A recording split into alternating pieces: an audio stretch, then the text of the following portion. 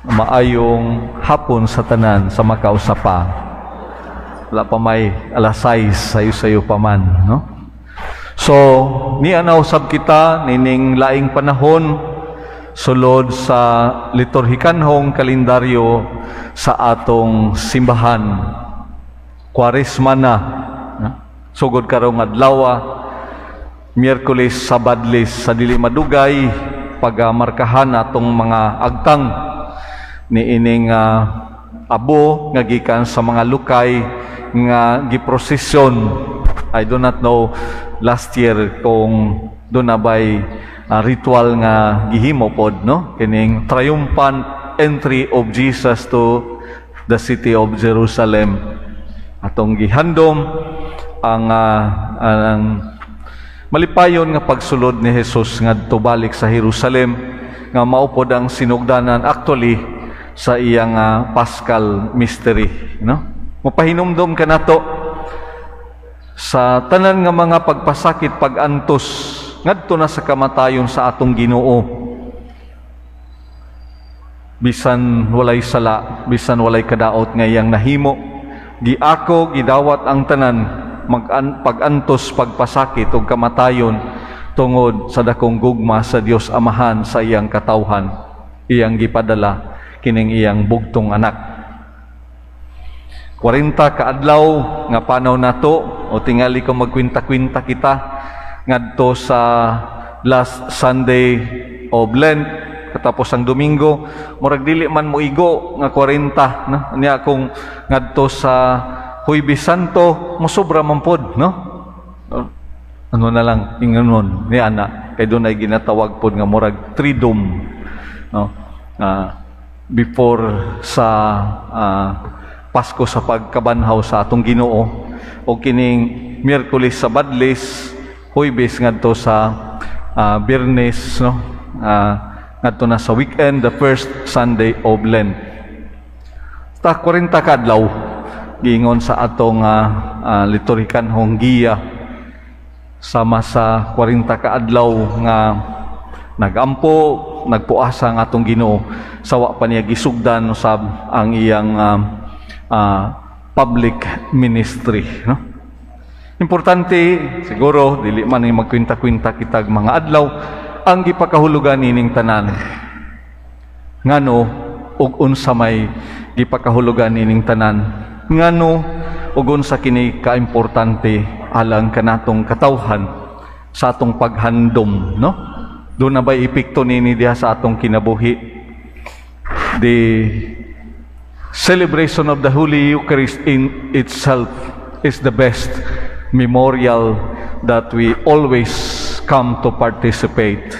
Muna nga sa tunga-tunga kanunay gyud sa pagsaulog nato santos nga misa human sa konsagrasyon, buhata kini diha sa paghandom kanako, no? Iyang gipahinumdom sa mayang mga tinunan ug diri usab kanato tanan. Akong classmate kaniadto sa seminaryo nagpahinumdom, no? One of the best memories, one of the best gifts nga gihatag sa Ginoo kanato kining memory, no? Kay ang dili mahinumdom sa iyang kagahapon matud pa dili man makaabot sa iyang padulngan pod, no? Kung asa siya mo paingon. So paghandom sa pagpasakit, kamatayon ngadto na sa pagkabanhaw sa atong Ginoong Hesukristo, o nini nga tema miduyog kita diha sa espiritu, diha sa paghinulsol. Kay kining tanan gibuhat man sa Ginoo tungod ug alang kanato. Misulod kita diha sa diwa, diha sa pagbalik sa Ginoo, pagpaningkamot diha sa pagbag-o. Pulong ni Propeta Joel sa unang pagbasa nga kaniadto alang sa mga Hudeo, kundo na sila mga frustrations, disappointments, failures, gison ang ilang sinina o sa mandiha ilang mga kupo.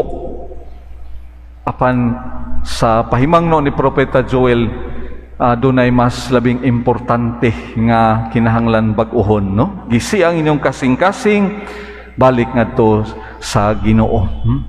Sa gipakahulugan nining tanan, no? Conversion, real conversion, inner conversion that comes from the heart, no?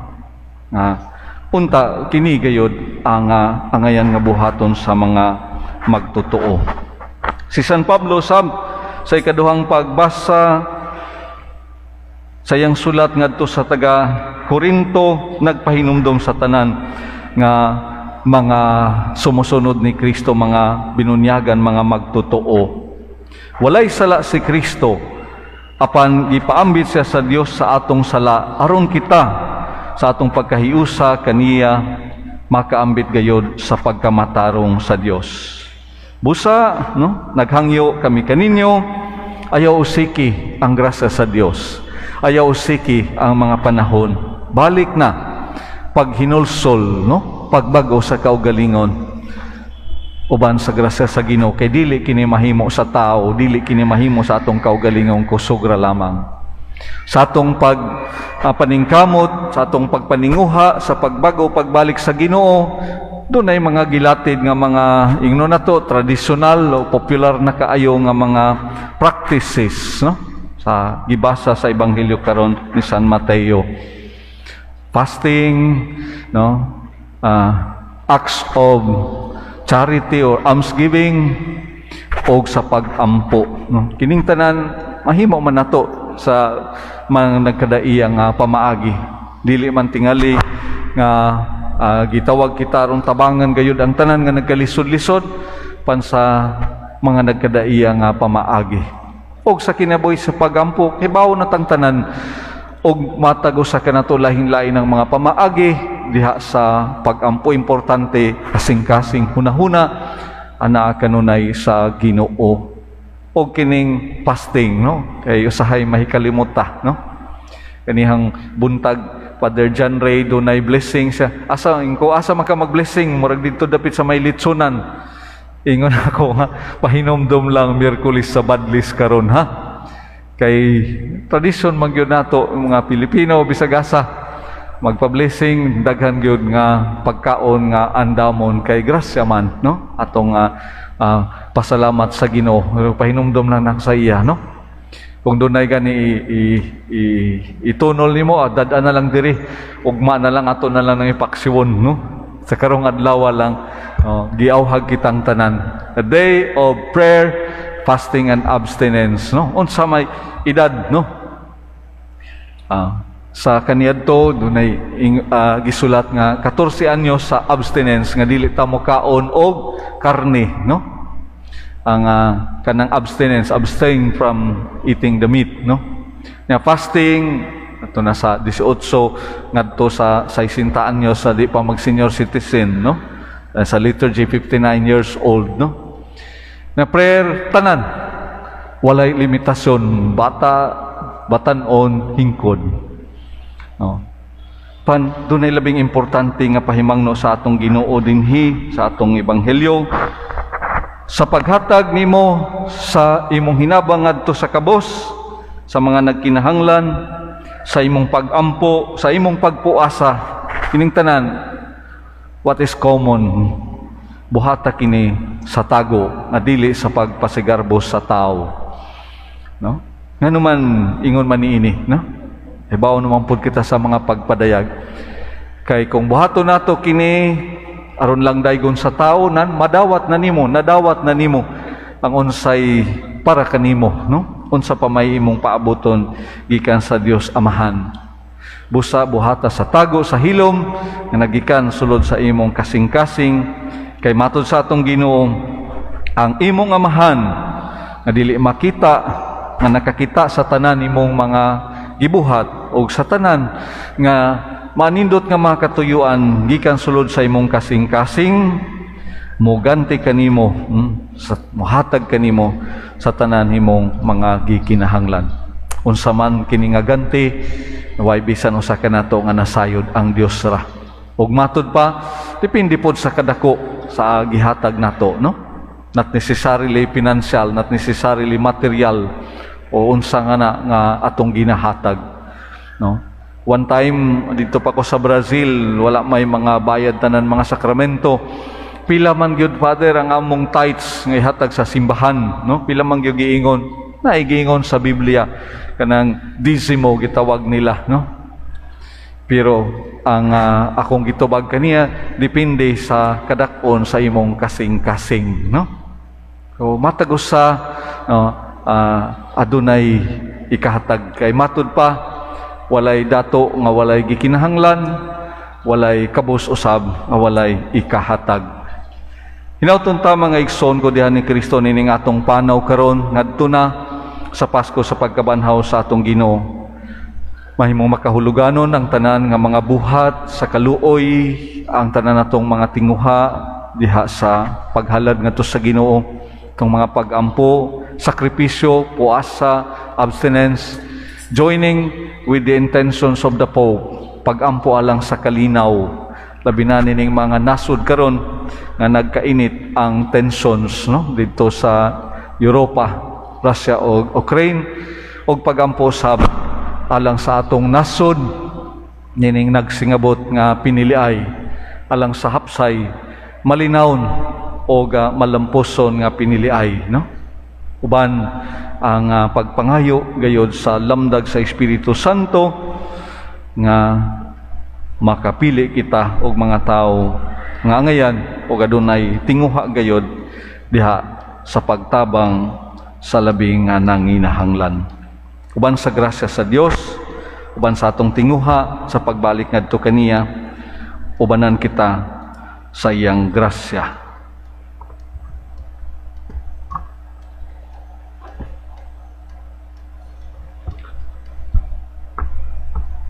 Atong isunod karon ang pagpanalangin, pagbindisyon sa abo.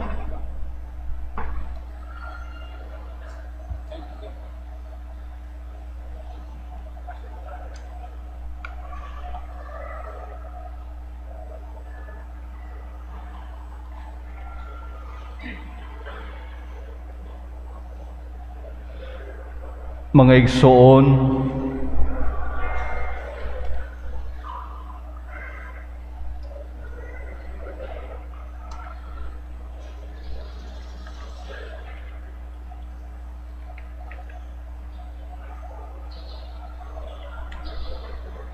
magampo kita sa Dios Amahan aron kining abo nga ibadlis kanato agigilhanan sa atong pagbasol. Panalangin nanon ta niya sa kabuhong sa iyang grasya.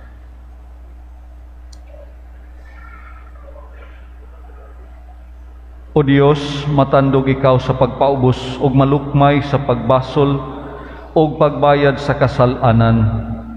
Pamatiya kining among mga pagampo, kaluy pagpanalangin sa imong grasya kining imong mga lagad nga badlisan nining abo. Aron kami nga magatuman sa mga buluhaton sa Kwaresma, makadangat sa pagsaulog sa misteryo sa Pasko sa pagkabanhaw sa imong anak. Human mahinlo ang among mga kasing-kasing, kini among gipangayo pinagi ni Kristo among Ginoo. Amen.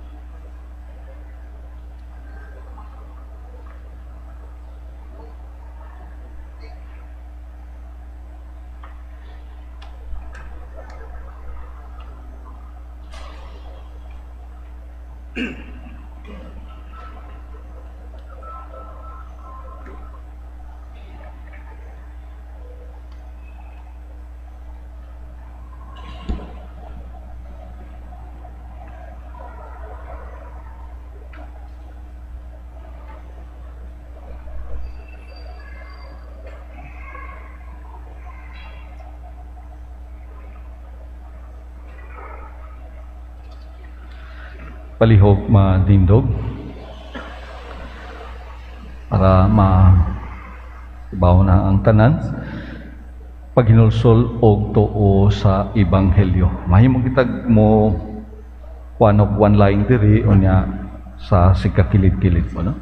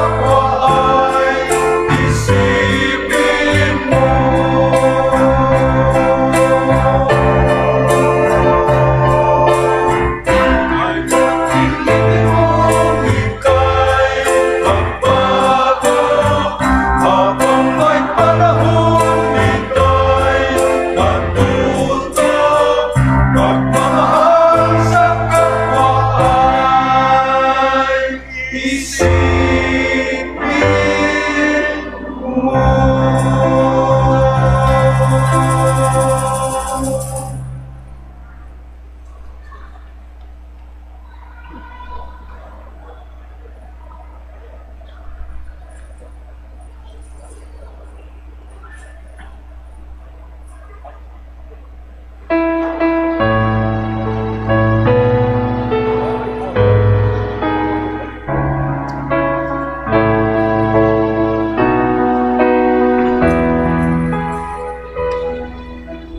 Rise again from ashes on the holy plain.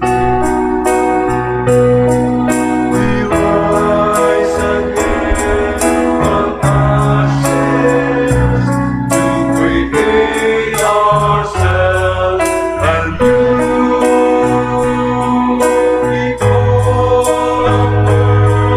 these ashes, then must our lives be true,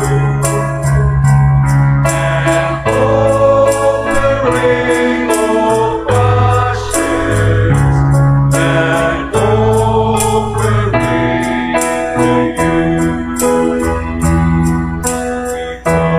Over you, our failures, we over you attend.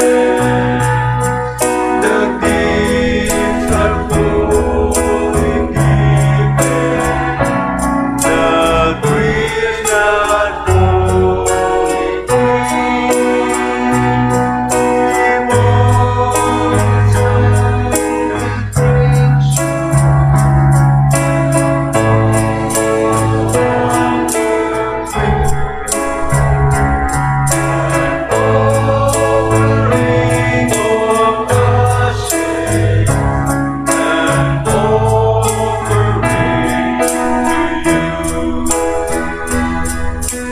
rise again from ashes, letting come to play.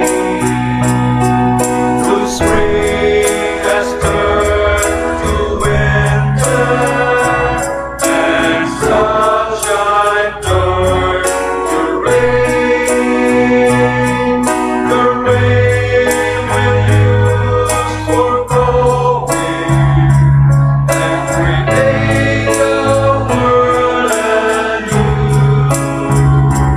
An offering of ashes, an offering to you. Thanks is due the Father who made us like Himself. Thanks be to His Son, who saved us by His death. Thanks be to the Spirit who created the world anew. An offering of ashes, an offering to you.